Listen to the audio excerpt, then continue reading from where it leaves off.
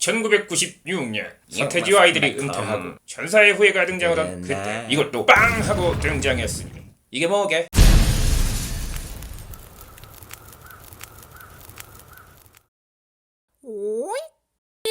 안녕하세요. 요즘도 락음악 듣는 남자 락PD입니다. 여러분도 락음악 잘 듣고 계십니까?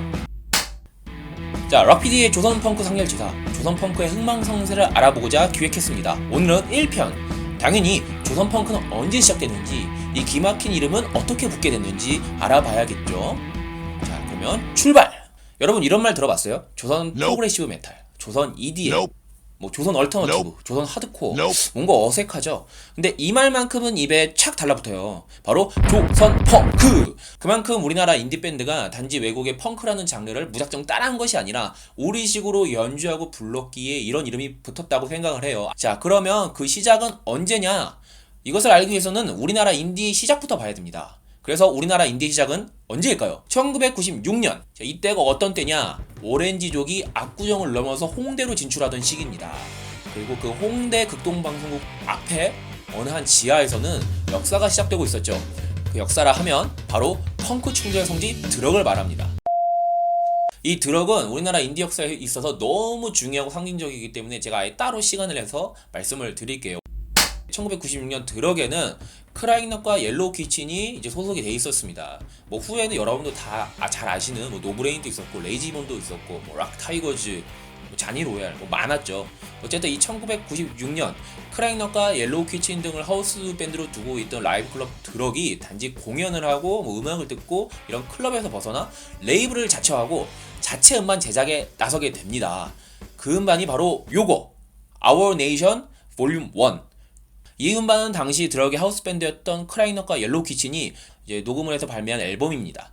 이 앨범이 정말 대박인 게 뭐냐면 이제 우리나라의 최초격 독립 생산 방식답게 아주 난잡한 사운드 퀄리티를 자랑합니다.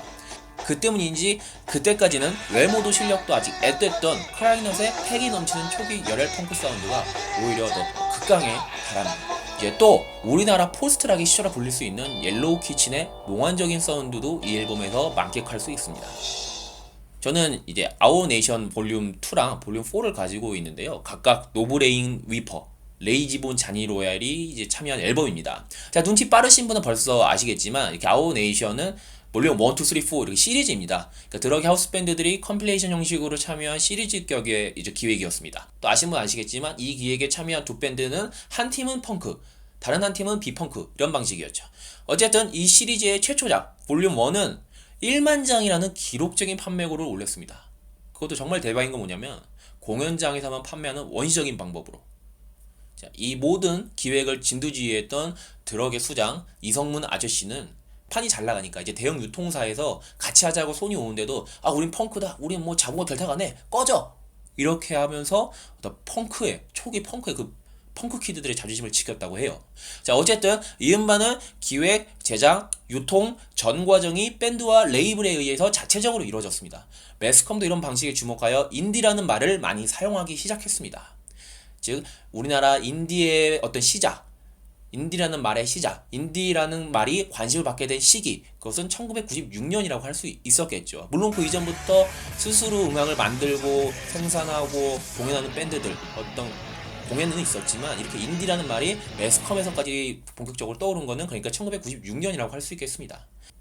근데 독립 제작 방식의 최초의 음반은 사실 배드 테이스트라는 밴드가 먼저 시도했습니다. 근데 이것도 1996년이에요. 즉 우리나라 인디 시작은 자체 제작 공정을 완성하고 기록적인 판매고에 매스컴의 관심까지 받게 된 1996년이라고 할 수 있겠습니다.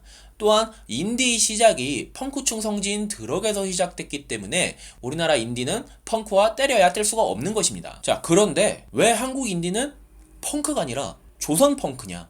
왜 멀쩡한 펑크라는 장르에 굳이 조선이란 말을 붙였느냐? 이게 유치한 한국의 세계관이 그런 것이냐? 절대 아니죠. 자, 오늘은 시작격이고 약간 티적격이니까 여기까지만 하겠습니다. 펑크가 왜 조선 펑크인지 궁금한 분들은 다음 편을 주목하세요. 자, 그리고 영상 끝내기 전에 잠시만 제가 왜 이런 기획을 하고 이런 영상을 찍고 있는지 말씀드리겠습니다. 이거 누구도 솔직히 관심 없을 거 알아요. 누가 조선 펑크 인디에 관심이 있어. 그럼에도 이걸 하는 이유는 제가 조선 펑크를 너무 좋아하기 때문이에요. 자, 여러분, 조선 펑크의 시작의 문을 연 크라잉넛, 레이지본, 노브레인, 뭐 럭스 더 있었지만 지금 많이 해체했죠. 문제는 이 조선펑크 선배들의 대를 이을 후배 조선펑크 밴드들이 없어요. 지금 한국 인디 밴드 중에 펑크 밴드들은 많지만 이 조선펑크의 명맥을 잇는 그 감성을 가지고 있는 밴드는 저 없다고 봐요. 즉 조선펑크의 대는 이 크라이너, 레이지본, 노브레인 등 럭스 이런 밴드들이 은퇴하면 그냥 끊기는 거예요. 이 대가 끊기는 게 그냥 장르 하나가 어떻게 사라졌다가 아니라 앞서 말씀드렸듯이 조선펑크는 대한민국 인디 역사의 시작이자 전성기예요. 이런 상징적이고 정말 문화 역사적으로 중요한 장르가 그냥 대가 끊길 수 있다는 것 자체가 너무 저한테 가슴 아픈 일이고, 그렇기 때문에 누구라도 기록을 해야 한다. 조금이라도 이거에 관심 있는 사람은 그래도 이 조선펑크라는 장르를 기억하고 끊임없이 평가할 수 있게 누군가는 기록을 해야 한다.